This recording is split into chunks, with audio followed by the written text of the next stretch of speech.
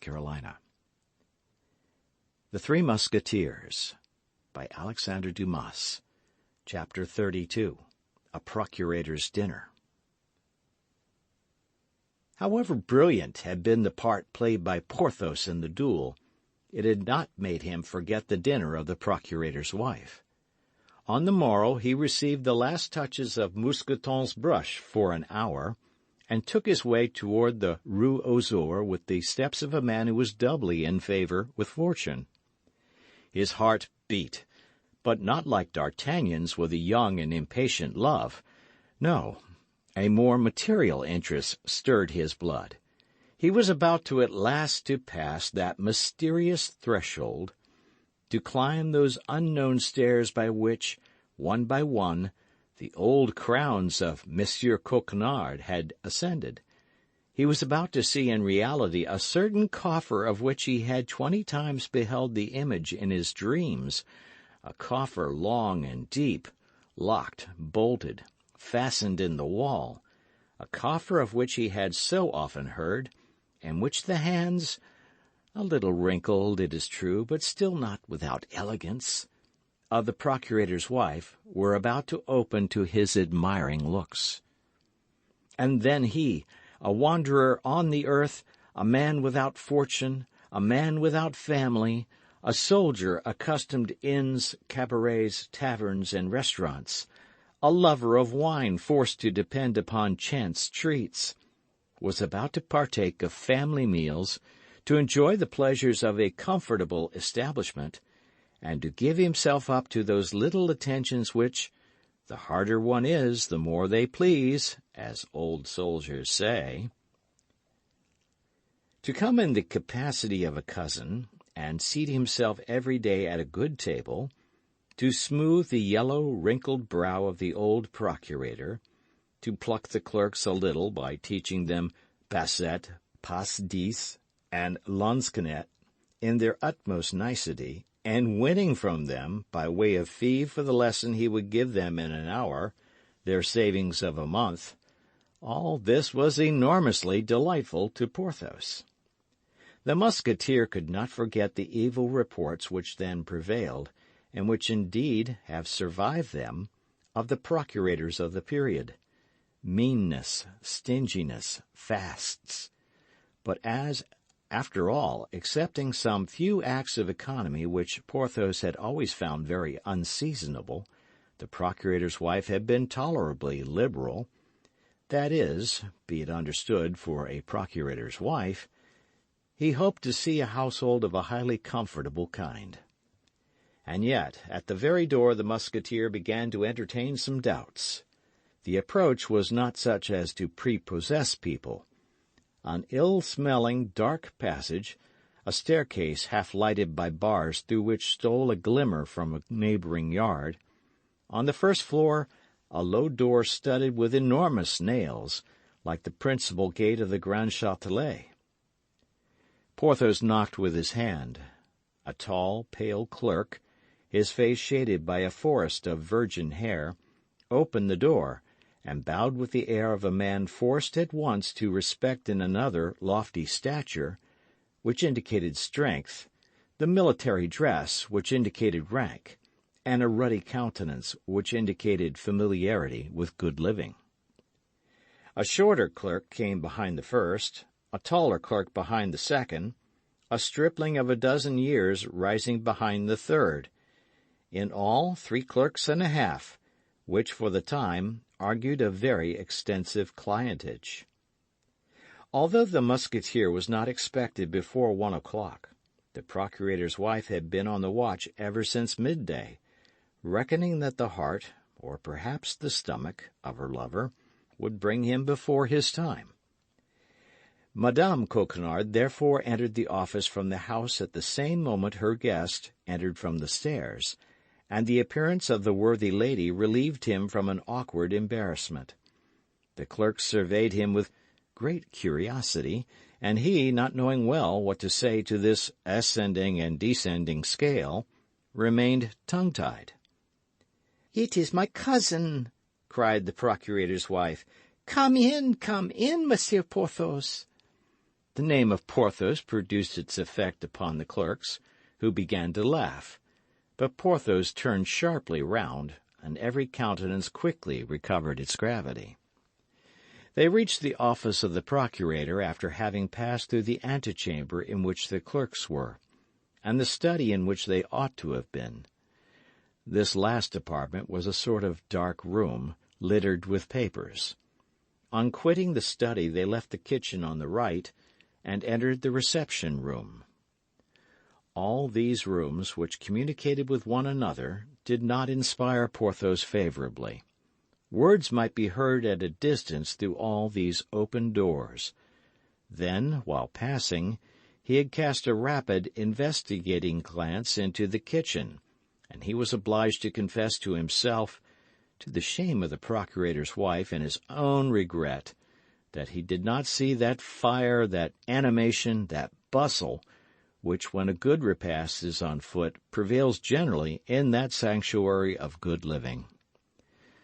The procurator had, without doubt, been warned of his visit, as he expressed no surprise at the sight of Porthos, who advanced toward him with a sufficiently easy air, and saluted him courteously.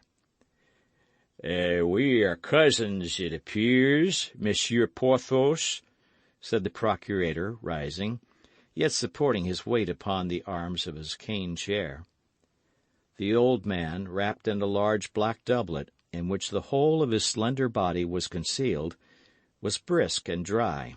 His little gray eyes shone like carbuncles, and appeared, with his grinning mouth, to be the only part of his face in which life survived. Unfortunately, the legs began to refuse their service to this bony machine. During the last 5 or 6 months that this weakness had been felt, the worthy procurator had nearly become the slave of his wife. The cousin was received with resignation, that was all. Monsieur Coquenard, firm upon his legs, would have declined all relationship with Monsieur Porthos.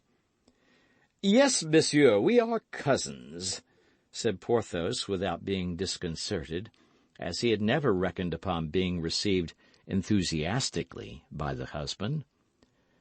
"By the female side, I believe," said the procurator maliciously.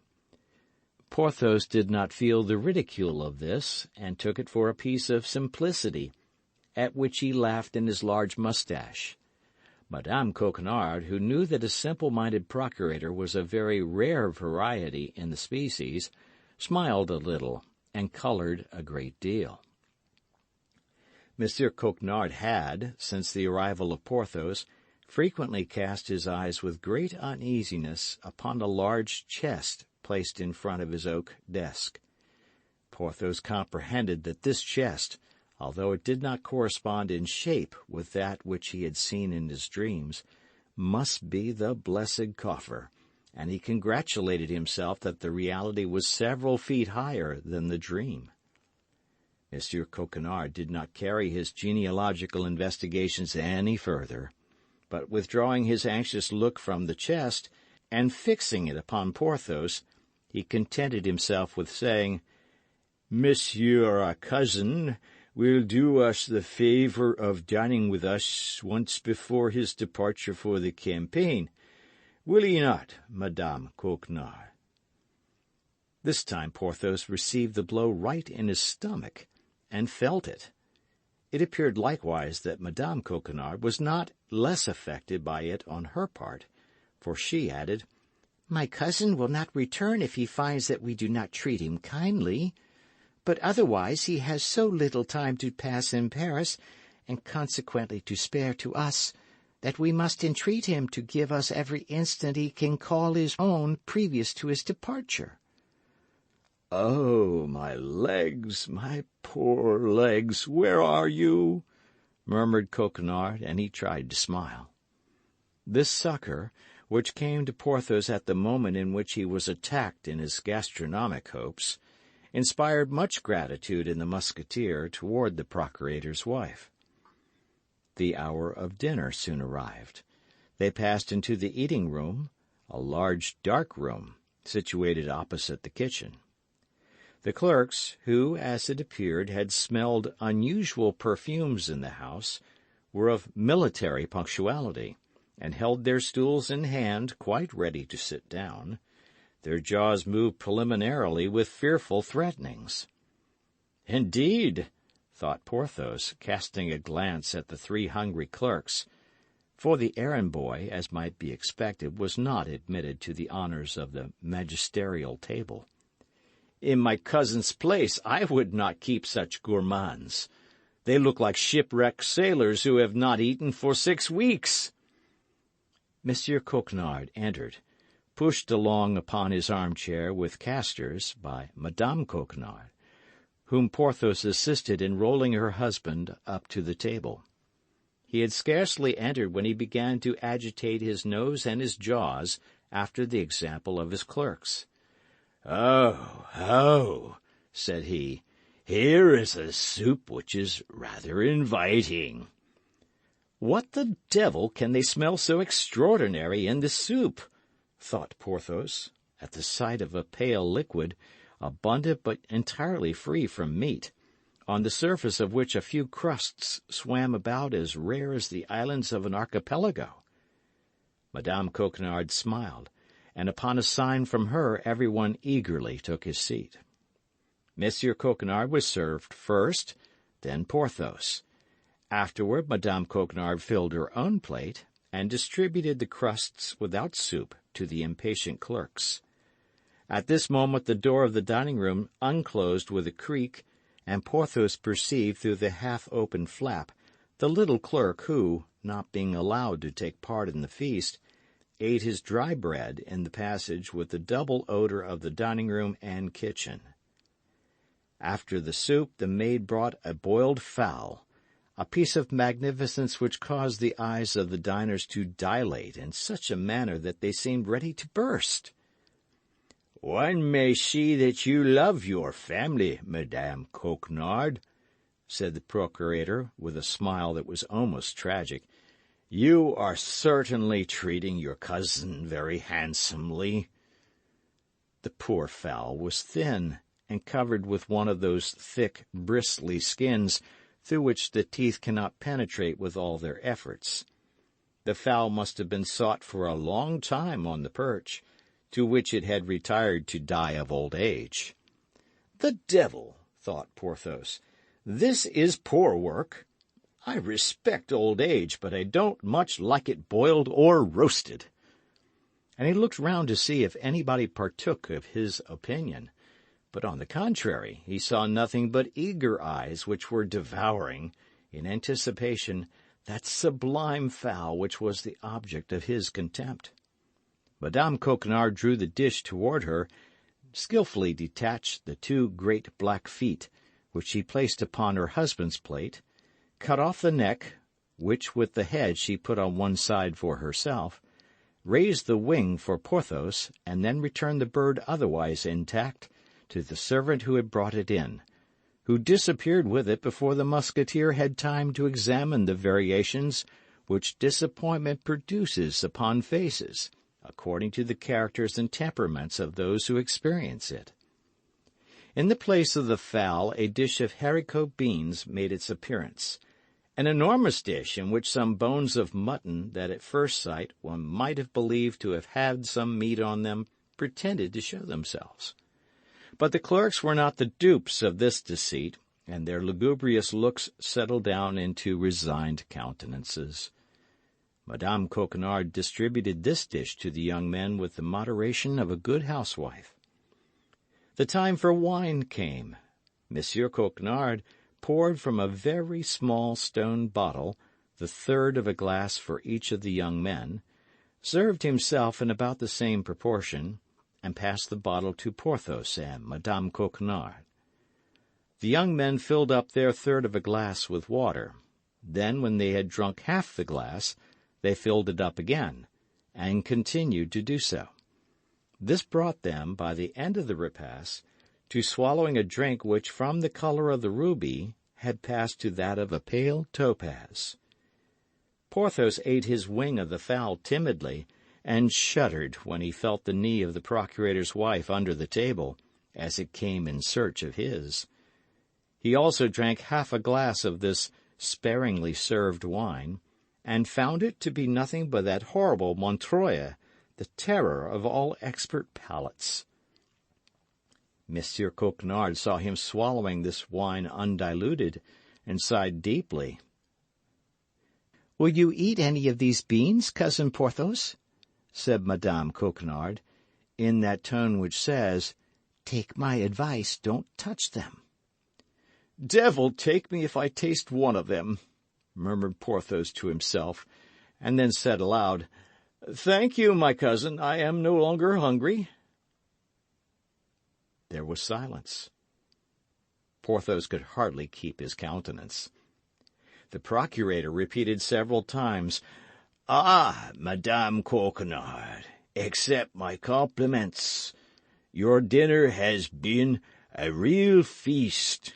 Lord, how I have eaten!" Monsieur Coquenard had eaten his soup, the black feet of the fowl, and the only mutton bone on which there was the least appearance of meat. Porthos fancied they were mystifying him, and began to curl his moustache and knit his eyebrows, but the knee of Madame Coquenard gently advised him to be patient. This silence and this interruption in serving, which were unintelligible to Porthos, had, on the contrary, a terrible meaning for the clerks.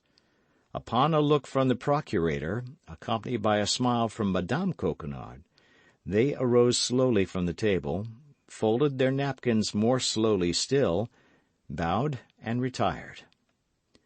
"Go, young men, go and promote digestion by working," said the procurator gravely. The clerks gone, Madame Coquenard rose and took from a buffet a piece of cheese, some preserved quinces, and a cake which she had herself made of almonds and honey. Monsieur Coquenard knit his eyebrows because there were too many good things. Porthos bit his lips because he saw not the wherewithal to dine. He looked to see if the dish of beans were still there. The dish of beans had disappeared. "A positive feast!" cried Monsieur Coquenard, turning about in his chair. "A real feast! E pulce epulorum! Lucullus dines with Lucullus." Porthos looked at the bottle which was near him, and hoped that with wine, bread, and cheese he might make a dinner. But wine was wanting, the bottle was empty. Monsieur and Madame Coquenard did not seem to observe it. "This is fine," said Porthos to himself. "I am prettily caught." He passed his tongue over a spoonful of preserves, and stuck his teeth into the sticky pastry of Madame Coquenard. "Now," said he, "the sacrifice is consummated. Ah, if I had not the hope of peeping with Madame Coquenard into her husband's chest!" Monsieur Coquenard, after the luxuries of such a repast, which he called an excess, felt the want of a siesta. Porthos began to hope that the thing would take place at the present sitting, and in that same locality. But the procurator would listen to nothing. He would be taken to his room, and was not satisfied until he was close to his chest, upon the edge of which, for still greater precaution, he placed his feet. The procurator's wife took Porthos into an adjoining room, and they began to lay the basis of a reconciliation. "You can come and dine 3 times a week," said Madame Coquenard. "Thanks, madame," said Porthos, "but I don't like to abuse your kindness. Besides, I must think of my outfit." "That's true," said the procurator's wife, groaning. "That unfortunate outfit." "Alas, yes," said Porthos, "it is so." "But of what, then, does the equipment of your company consist, Monsieur Porthos?" "Oh, of many things," said Porthos. "The Musketeers are, as you know, picked soldiers, and they require many things useless to the Guardsmen or the Swiss." "But yet, detail them to me." "Why, they may amount to—" said Porthos, who preferred discussing the total to taking them one by one. The procurator's wife waited tremblingly. "To how much?" said she. "I hope it does not exceed—" She stopped. Speech failed her. "Oh, no," said Porthos. "It does not exceed 2,500 livres. I even think that with economy I could manage it with 2,000 livres." "Good God!" cried she. 2,000 livres? Why, that is a fortune!" Porthos made a most significant grimace. Madame Coquenard understood it. "I wish to know the detail," said she, "because, having many relatives in business, I was almost sure of obtaining things at 100% less than you would pay yourself." Ah, said Porthos, "that is what you meant to say." "Yes, dear Monsieur Porthos. Thus, for instance, don't you in the first place want a horse?" "Yes, a horse." "Well, then, I can just suit you." "Ah," said Porthos, brightening, "that's well as regards my horse, but I must have the appointments complete, as they include objects which a musketeer alone can purchase, and which will not amount, besides, to more than 300 livres. 300 livres. Then put down 300 livres, said the procurator's wife, with a sigh. Porthos smiled. It may be remembered that he had the saddle which came from Buckingham. These 300 livres he reckoned upon putting snugly into his pocket.